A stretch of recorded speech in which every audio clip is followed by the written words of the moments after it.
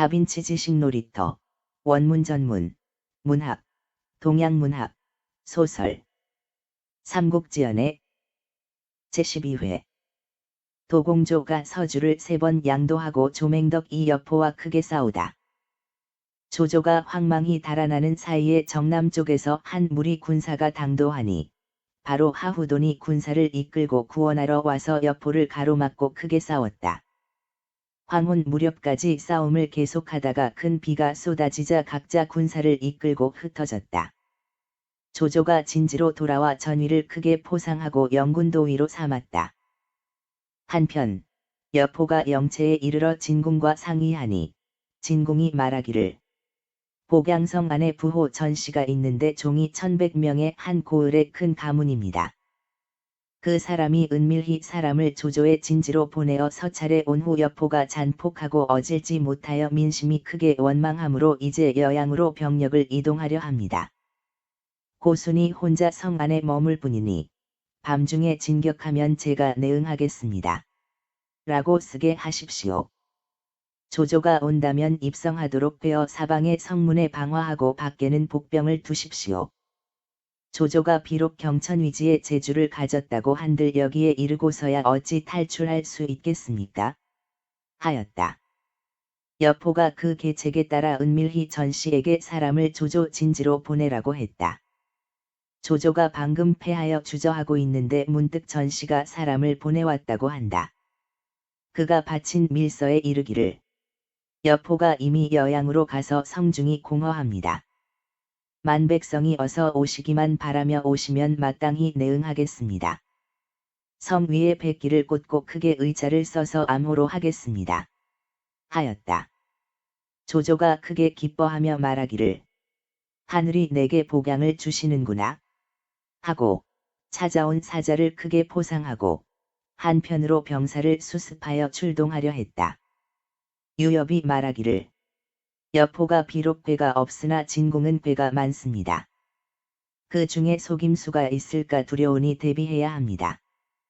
명공께서 가시겠다면 3군을 3대로 나눠 2대는 성 밖에서 적응하고 1대만 입성해야 합니다. 하였다. 조조가 그 말에 따라 군을 3대로 나누어 복양성 아래에 이르렀다. 조조가 먼저 가서 살펴보니 성 위에 두루 깃발을 꽂았는데 서문 위에 의자가 적힌 백기가 하나 있어 내심 기뻐했다. 이날 정오에 성문이 열린 곳에서 2 장수가 군을 이끌고 출전하였다. 전군은 후성이고 후군은 고순이다.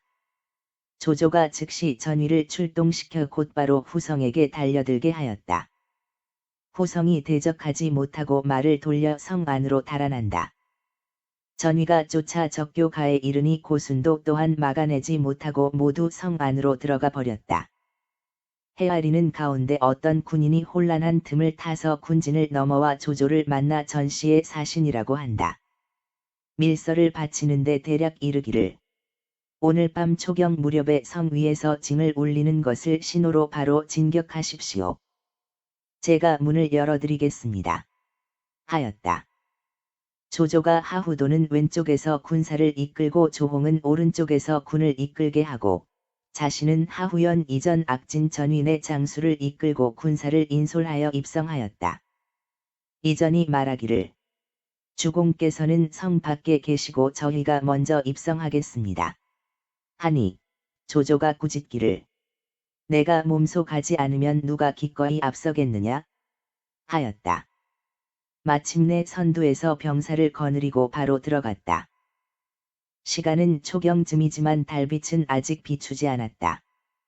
다만 서문 위에서 소라고둥을 부는 소리와 딱딱이 소리, 함성이 갑자기 일어나고 문 위에 횃불이 어지러이 비추는데 성문이 크게 열리고 적교가 내려졌다. 조조가 앞다투어 말을 몰고 들어갔다. 바로 복양성 관아에 이르니 길에 아무도 보이지 않았다. 조조가 이것이 계략인 걸 깨닫고 황망히 말을 돌리며 크게 외치기를 퇴병하라 하니 관아 안에서 호포 한 발이 터지더니 사방의 문에서 맹렬한 불길이 하늘로 치솟고 징소리 북소리가 일제히 울리면서 강이 뒤집어지고 바다가 끓는 듯이 함성이 일어났다. 동쪽 거리에서 장요가 돌아나오고 서쪽 거리에서 장패가 돌아나와 협공하여 쳐들어왔다. 조조가 북문으로 달아나지만 길 옆에서 항맹과 조성이 돌아나와 다시 한바탕 무찌른다. 조조가 급히 남문으로 달아나니 고순과 후성이 막아섰다. 전위가 눈을 부릅뜨고 어금니를 악물고 돌격하니 고순과 후성이 거꾸로 성 밖으로 달아났다. 전위가 적교까지 쇄도하여 고개를 돌리니 조조가 보이지 않았다. 몸을 돌려 다시 성 안으로 급히 들어가다가 문 아래에서 이전과 마주쳤다. 전위가 묻기를 주공은 어디에 있소? 하니 이전이 말하기를 나도 찾았으나 보지 못하였소. 했다. 전위가 말하기를 그대는 성 밖에서 어서 군을 구하시오. 내가 들어가서 주공을 찾아보겠소. 하니 이전은 가버렸다. 전위가 성 안으로 뛰어들어 조조를 찾지만 보이지 않았다. 다시 성 밖으로 나와 해자가에서 악진과 마주쳤다. 악진이 말하기를 주공은 어디에 있소? 하니 전위가 말하기를 내가 2번이나 오가며 찾았으나 보이지 않소. 하였다. 악진이 말하기를 함께 들어가서 주공을 구합시다. 하고 2 사람이 문 앞으로 가니 성 위에서 불덩이가 굴러 떨어지므로 악진이 말을 타고 들어갈 수 없어 전위가 연기를 무릅쓰고 불길을 뚫고 돌입하여 가는 곳마다 찾았다. 한편 조조는 전위가 급히 나가는 것을 보았지만 사방에서 인마가 가로막자 남문으로 나가지 못하고 다시 북문으로 몸을 돌리는데 불빛 속에서 여포가 극을 들고 말을 달려오는 것을 보았다. 조조가 손으로 얼굴을 가리고 채찍질을 해서 말을 몰아 여포 곁을 지나갔다. 여포가 말을 몰고 따라와 극으로 조조의 투구를 한 번 치며 묻기를 조조는 어딨냐? 하니 조조가 반대로 가리키며 말하기를 저 앞에 누런 말을 탄 자입니다. 하였다. 여포가 그 말을 듣고 조조를 놔두고 말을 몰아 앞으로 추격했다. 조조가 말머리를 돌려 동문으로 달아나다가 바로 전위를 만났다.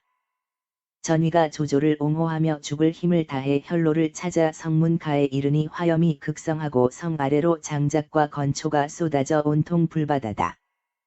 전위가 극을 휘둘러 길을 열고 나는 듯이 말을 달려 연기를 무릅쓰고 불을 뚫으며 앞장서 나갔다. 조조가 뒤따라 나왔다.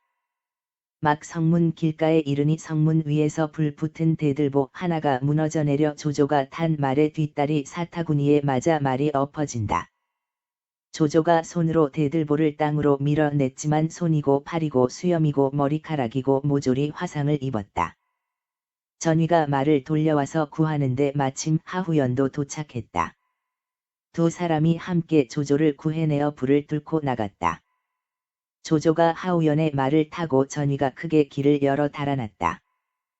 혼전 중에 날이 밝아서야 조조가 진지로 돌아왔다. 여러 장수가 절하며 문안하자 조조가 얼굴을 들어 웃으며 말하기를 필부의 계책에 잘못 빠졌소. 내가 반드시 갚아주겠소. 하니 곽가가 말하기를 계책을 빨리 세워야 합니다. 하였다. 조조가 말하기를 지금은 다만 장계 쥐개뿐이요. 내가 화상을 입어 이미 죽었다고 속여서 말하면 여포가 반드시 군사를 이끌고 공격할 것이요. 내가 마릉산 속에 복병한 뒤 적병이 반쯤 지나기를 기다려 공격한다면 여포를 잡을 수 있어. 하였다. 곽가가 말하기를 정말 좋은 계책입니다. 하였다. 이에 군사에게 상복을 입혀서 발상하고 조조가 죽었다고 거짓말을 했다. 금방 누군가 복양으로 가서 여포에게 보고하되 조조가 온몸에 화상을 입어 진지로 돌아와 죽었다고 했다. 여포가 곧 군마를 일으켜 마릉산으로 달려갔다. 조조의 진지에 이르자 한 번 북소리가 울리면서 복병이 사방에서 쏟아져 나왔다. 여포가 죽을 힘을 다해 싸워서 탈출하지만 허다한 인마를 잃고 패하여 복양으로 돌아가서 굳게 지키고 나오지 않았다. 이 해에 황충이 갑자기 창궐하여 별을 모조리 갉아먹었다. 관동 일대에서 곡식 한 곡값이 50관이고 사람들이 서로 잡아먹었다. 조조는 군대의 양식이 바닥나자 군사를 이끌고 견성에 잠시 머물렀다. 여포도 병력을 이끌고 사냥에 주둔하여 양식을 구했다. 이로 인해 두 진영 모두 당분간 싸움을 그만두었다. 한편 서주의 도겸은 나이가 이미 63세인데 갑자기 병이 들어 점점 위중해져서 미축과 진등을 불러 의논했다. 미축이 말하기를 조조의 군사가 물러간 것은 여포가 연주를 습격했기 때문입니다. 이제 흉년이 들어 군사를 파했지만 오는 봄에 반드시 쳐들어올 것입니다. 부군께서 2번이나 유현덕에게 양위하셨지만 당신은 부군께서 아직 강건하실 때이므로 현덕이 받으려 하지 않은 것입니다. 이제 병이 위중하니 바로 이런 모습으로 그에게 주면 현덕이 사양하지 않을 것입니다. 하였다. 도겸이 크게 기뻐하며 소패로 사람을 보내 현덕을 군무를 의논할 게 있다고 불렀다. 현덕이 관우 장비과 더불어 수십 기를 대동하고 서주에 이르니 도겸이 침실로 불러들였다. 현덕이 문안을 마치니 도겸이 말하기를 현덕공을 오라고 한 것은 다른 일 때문이 아닙니다. 이 늙은이가 병이 위독하여 아침 저녁을 장담하기 어렵습니다. 만인이 공께서 한나라의 성직을 가련하게 여겨 서주의 관인을 받아 주기 바라고 있습니다. 이 늙은이는 죽어도 또한 눈을 감겠습니다. 하였다. 현덕이 말하기를 부군께 2 아들이 있는데 어찌 물려주지 않으십니까? 하니 도겸이 말하기를 장자 상과 차자 응은 제주가 모두 감당할 수 없습니다. 늙은이가 죽은 후에 오히려 명공께서 가르쳐 주시되 절대로 고을의 공무는 맡기지 마십시오. 하였다. 현덕이 말하기를 저 같은 사람이 어찌 이런 큰 임무를 맡겠습니까? 하니 도겸이 말하기를 제가 한 사람을 천거할 테니 공을 보좌할 만합니다. 원래 북해 사람으로 성은 손이고 이름은 건이며 자는 공우입니다. 이 사람을 종사로 삼으십시오. 하였다. 또 도겸이 미축에게 말하기를 유공은 당세 인거리시니 그대는 마땅히 잘 모셔야 하오. 하였다. 현덕이 끝까지 다른 일을 핑계로 거절하는데 도겸이 손가락으로 가슴을 가리키며 죽었다. 모든 군사가 애도를 표하고 곧 관인을 받들어 현덕에게 바쳤다. 현덕이 굳이 사양했다. 이튿날 서주 백성들이 관청 앞에 몰려들어 울고 절하며 말하기를 유사군께서 이 고을을 다스리지 않으시면 우리들은 모두 편안히 살 수가 없습니다. 하니 관우와 장비도 거듭 권했다. 현덕이 마침내 임시로 서주의 일을 보겠다고 허락했다. 손건과 미축을 보좌관으로 삼고 진등을 참모로 삼았다. 소패의 군마를 모두 입성시키고 방을 내걸어서 백성을 안심시켰다. 한편으로 장례를 치렀는데 현덕이 상하 군사들과 함께 모두 상복을 입고 크게 상례를 거행했다. 제사를 마치고 황하의 언덕에 장사 지낸 뒤 도겸의 유표를 조정해 상주했다.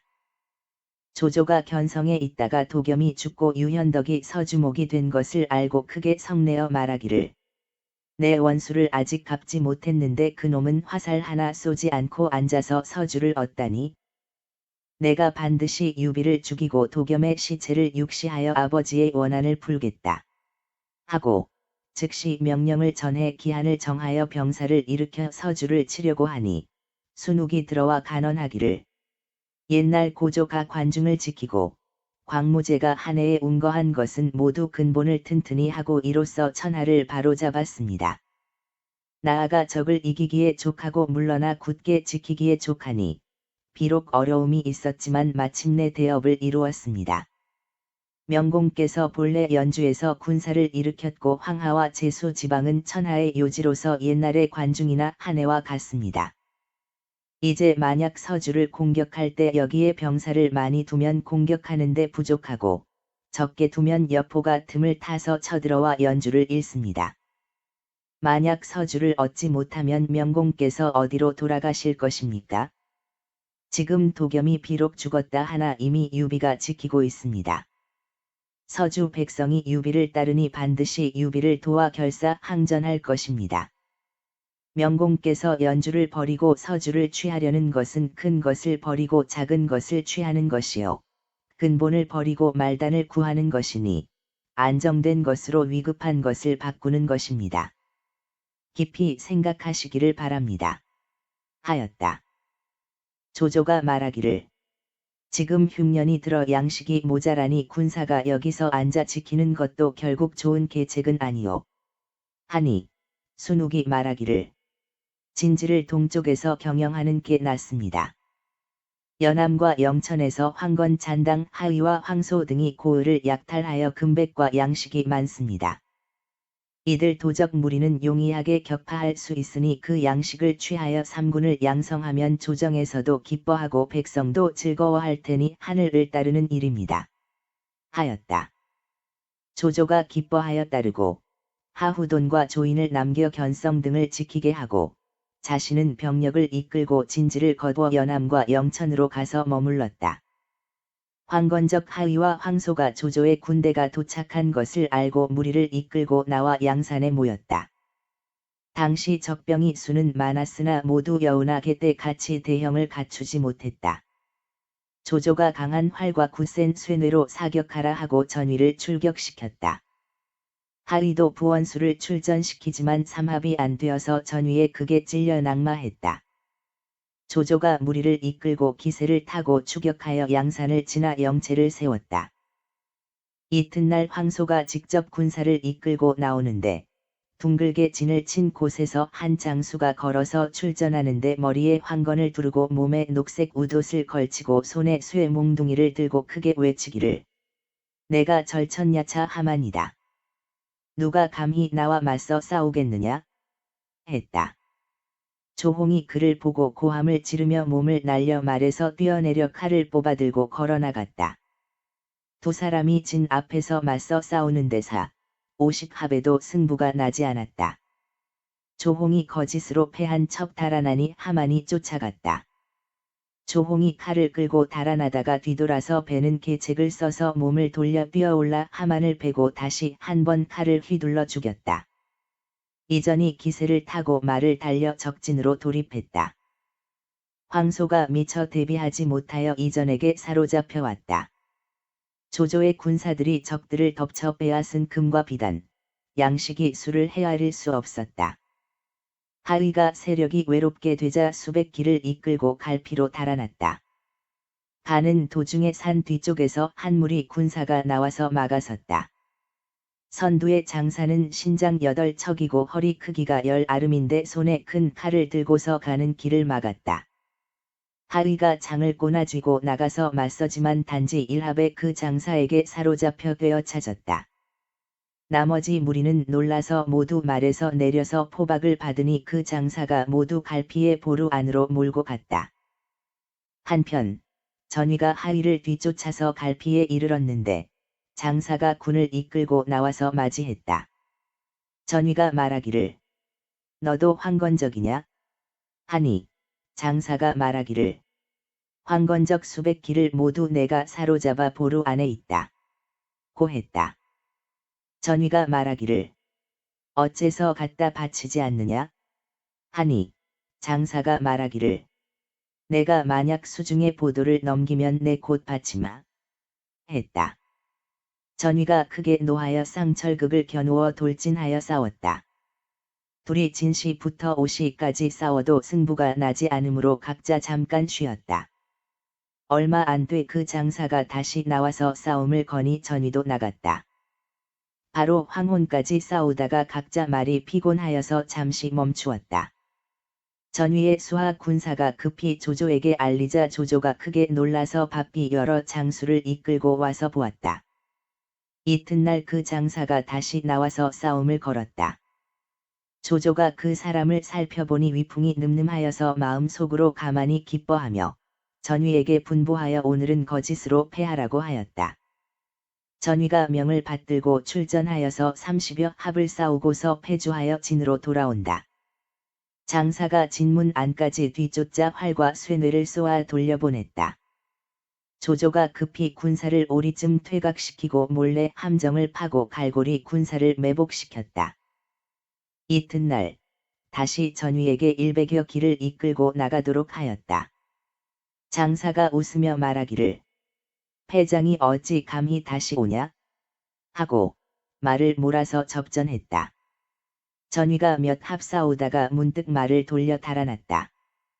장사가 앞만 보고 쫓아오다가 느닷없이 사람과 말이 함께 함정 안으로 떨어지니 갈고리 군사들이 포박하여서 조조에게 끌고 온다.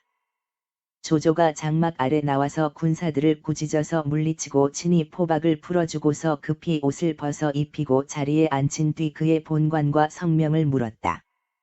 장사가 말하기를 저는 초국 초현 사람으로 성은 허이고 이름은 저이며 자는 중강입니다. 일찍이 도적이 난을 일으키자 종족 수백인을 모아 보루를 튼튼히 쌓아서 방어했습니다.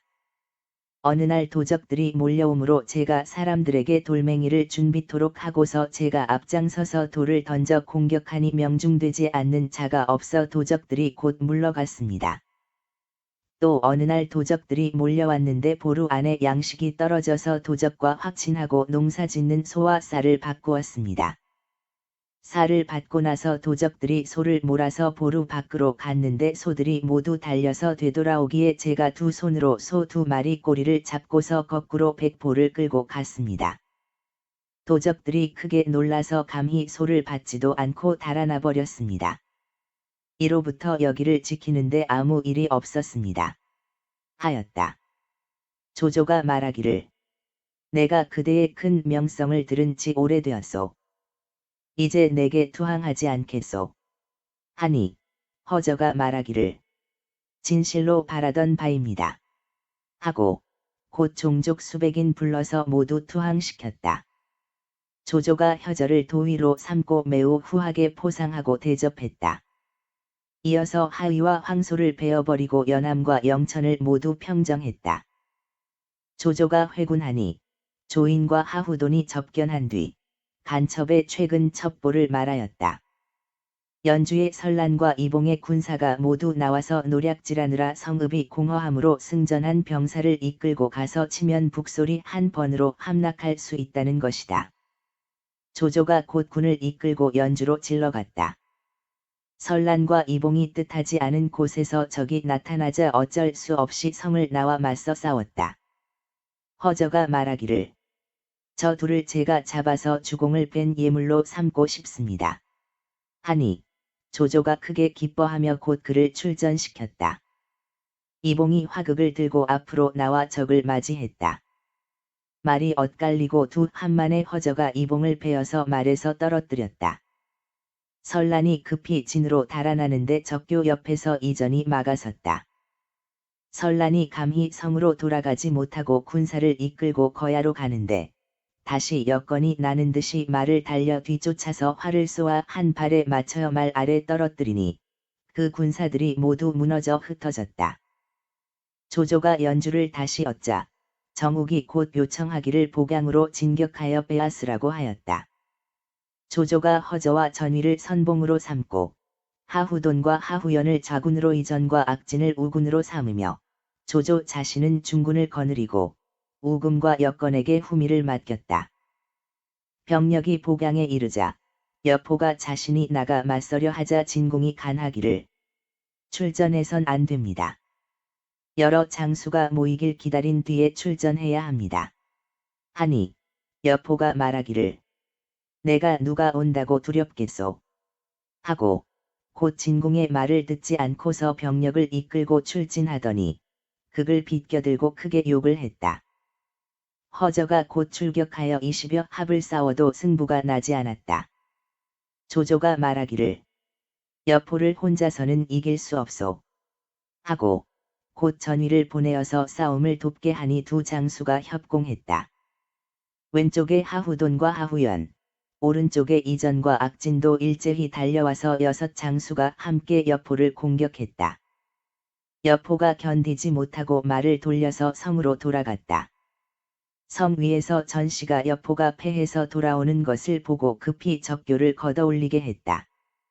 여포가 크게 외치기를 문을 열어라. 하니 전씨가 말하기를 나는 이미 조 장군에게 항복했소. 하였다. 여포가 크게 욕하고서 군사를 이끌고 정도로 달아났다.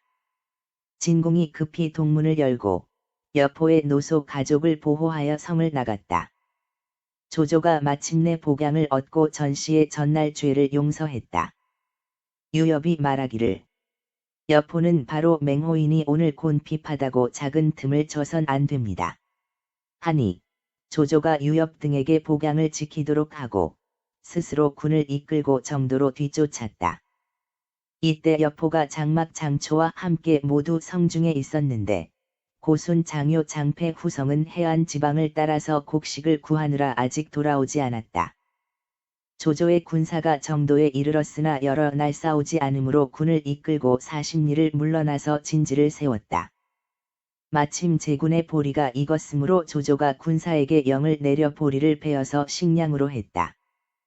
간첩이 이것을 여포에게 보고하니 여포가 군을 이끌고 추격하여 조조의 진지 가까이 갔으나 왼쪽에 수목이 무성하여 복병이 있을까 두려워서 돌아갔다. 조조가 여포의 군사가 돌아간 것을 알고 여러 장수에게 말하기를 여포가 숲속에 복병이 있을까 의심하였으니 숲속에 깃발을 많이 꽂아서 의심하게 만들어야 하오.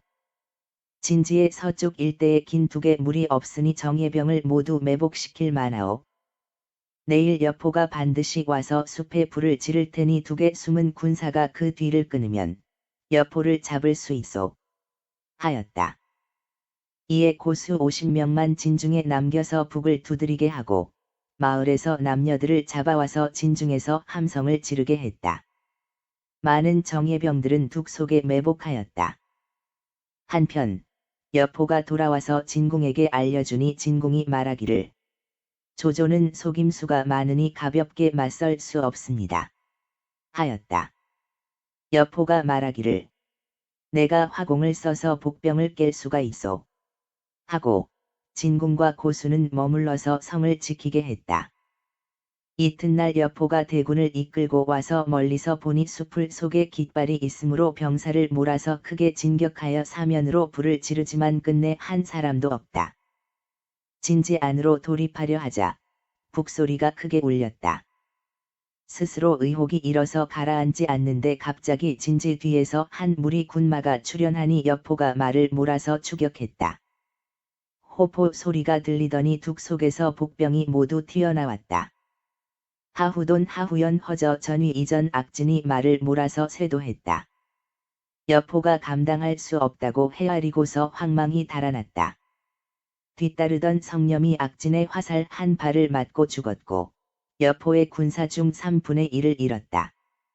패한 군졸이 진공에게 돌아가서 알리니 진공이 말하기를 성이 비어서 지키기 어려우니 급히 떠나는 게 좋겠다.